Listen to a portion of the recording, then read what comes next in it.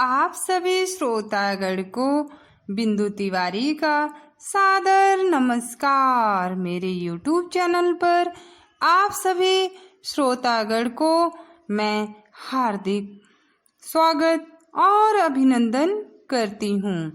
आज के सेगमेंट में मैं आप लोगों के लिए सोशियोलॉजी यानी समाजशास्त्र लेकर आप लोगों के बीच में हाजिर हूँ।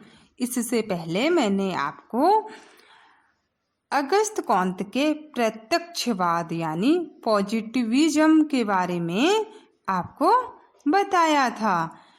तो इसको त्रिस्तरीय सिद्धांत भी कहा जाता है।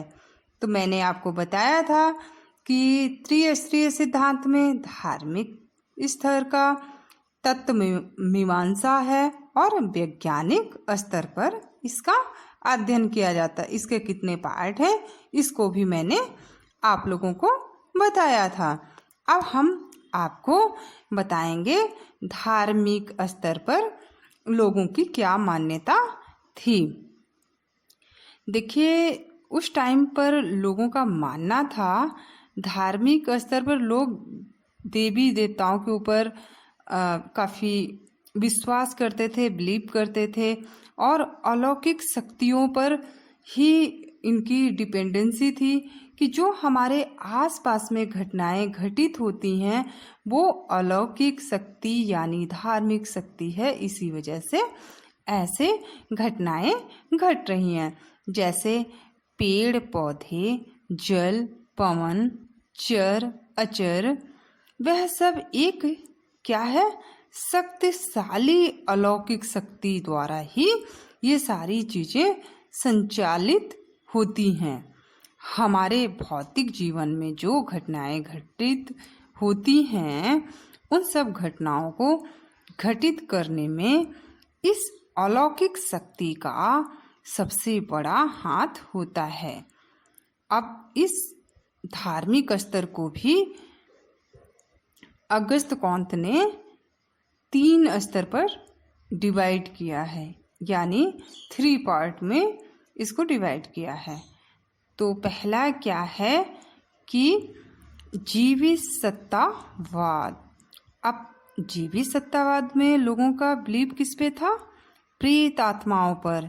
ये पूजा पाठ पर बहुत ज़्यादा ध्यान नहीं देते थे, प्रेत आत्माओं की पूजा करते थे। उन पर उस टाइम के जो मनुष्य यानी मानव थे वो लोग इस तरीके की चीज़ों पर काफ़ी बिलीव करते थे और उनकी पूजा करते थे, उनको मनाते थे। और उन लोगों का मानना था कि जो भी हमारे जीवन में सुख, समृद्धि, संपन्नता, खुशहाली आती है वो प्रेत आत्माओं को अगर हम प्रसन्न कर लेते हैं तो हम हर एक कार्यों को बहुत आसानी से कर सकते हैं। उस टाइम के जो लोग थे, उस टाइम की जो सोसाइटी थी, समाज थी, वो सब प्रेत आत्माओं की ही पूजा करते थे। ये जीवित सत्तावाद के अंतर्गत बताया गया है और जो मैंने अध्ययन किया है उसके आधार पर मैं आप लोगों को बता रही हूँ। नेक्स्ट इसमें है बहुदेवत्ववाद। अब देखिए, इसमें मनुष्य जो था जादू टोना पर तो विश्वास थोड़ा कम करने लगा, विश्वास थोड़ा हटने लगा उसका, और समुदाय को संगठित करने लगा और उनको बताने का प्रयास किया कि देवी देवताओं की पूजा करो। लेकिन उसमें इन लोगों ने बहुत सारी देवी देवताओं की पूजा करना शुरू किया, अर्थात इससे इनको ये लगा कि हमें अत्यधिक शक्तियाँ प्राप्त होंगी। हम जितनी देवी देवताओं की पूजा करेंगे, ज़्यादा से ज़्यादा लोगों की, उतनी ही हमें शक्ति प्राप्त होगी।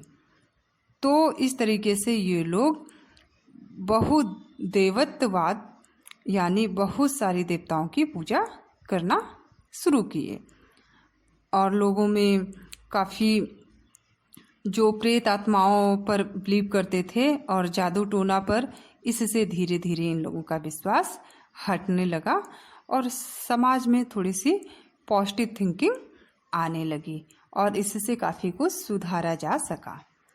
तो नेक्स्ट हमारा है अद्वैतवाद। अब अद्वैतवाद में क्या है कि मानव थोड़ा और बढ़ा और उसकी सोचने समझने की शक्ति आई।